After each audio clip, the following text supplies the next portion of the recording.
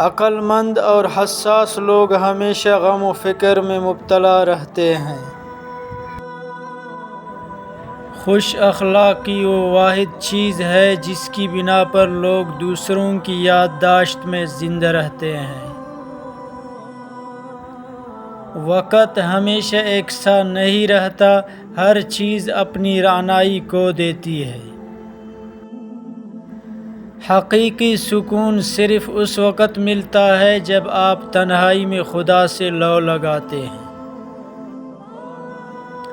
خاموشی سمندر ہے اور گفتگو نہر کی طرح ہے۔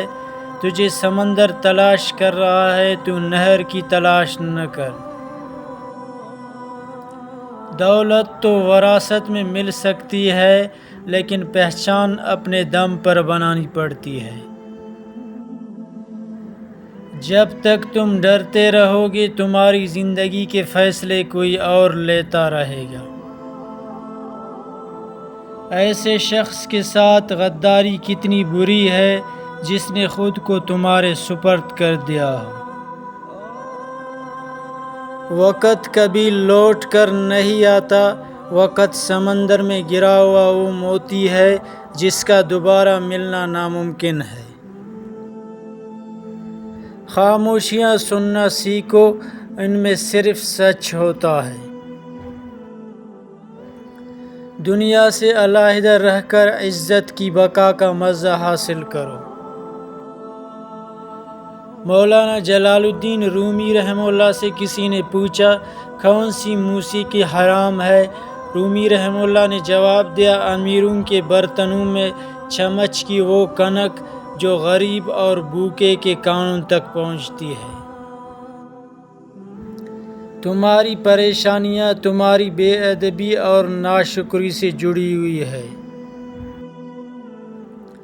انسان کو 5 چیزیں برباد کر دیتی ہیں: نیند، غصہ، ڈر، سستی اور کام ٹالنے کی عادت۔ 6 چیزوں کی شکایت کبھی مت کرنا: اپنی قسمت کی، اولاد کے سامنے اپنے بڑوں کی، بھول کر بھی اپنے ماں باپ یا استاد کی۔ رخصت کرنے کے بعد اپنے مہمان کی، سب کچھ ہوتے ہوئے بھی اپنی غربت کی۔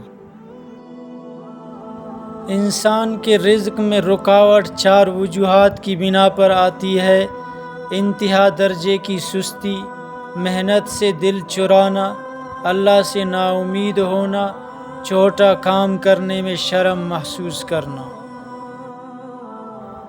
غریبی انسان پر 4 چیزوں کی وجہ سے آتی ہے: سستی، عیش و آرام، لاپرواہی اور سختیاں برداشت کرنے کی کمی۔